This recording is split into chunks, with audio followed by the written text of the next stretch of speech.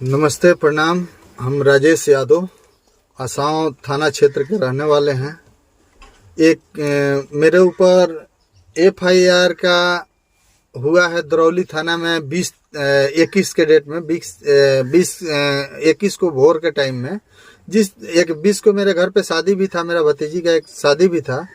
उस शादी में हम गए थे और कुछ वहाँ 11-12 बजे तक हम थे शादी में। उसके बाद हम वहाँ से, मेरा न्योता था धरौदा में, वहाँ हम आए 2 बजे के तरफ में। हम धरौदा में थे।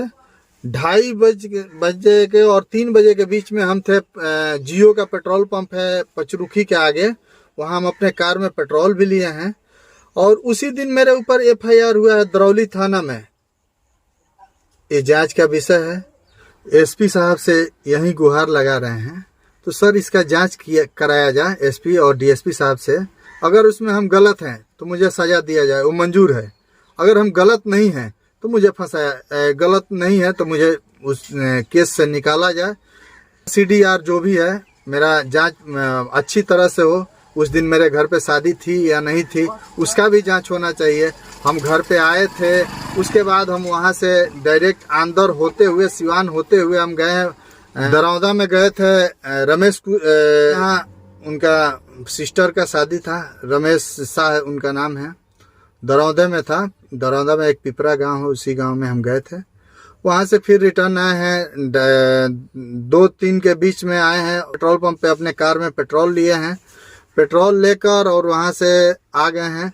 तो मुझे आज कुछ न्यूज के द्वारा मुझे मालूम चला था मेरे ऊपर दरौली थाना में एफआईआर हुआ है।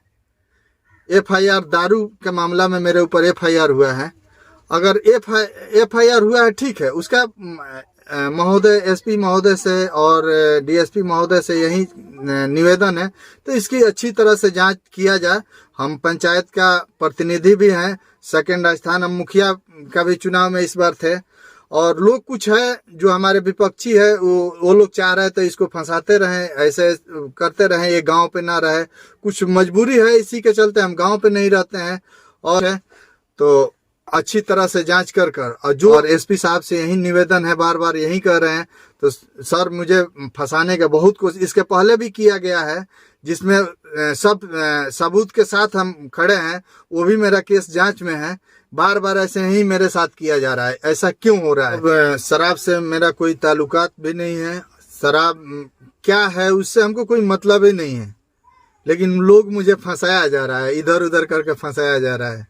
लेकिन हाँ, एसपी साहब से यही रिक्वेस्ट है, साहब से यही तो इसका सर जांच किया जाए। डीएसपी साहब से यही कहेंगे, सर इसका जांच किया जाए चाहिए, ताकि पब्लिक भी जाने, हमारे पंचायत के लोग भी जाने। तो माफिया कौन है और बेचता कौन है और बेचवाता कौन है, ये लोग को भी पता है। लेकिन ये मालूम हो जाए सर, आप अच्छी तरह से जांच कर लिया जाए। वही दारू व्यवसायी है, वही दारू बेचवाता है।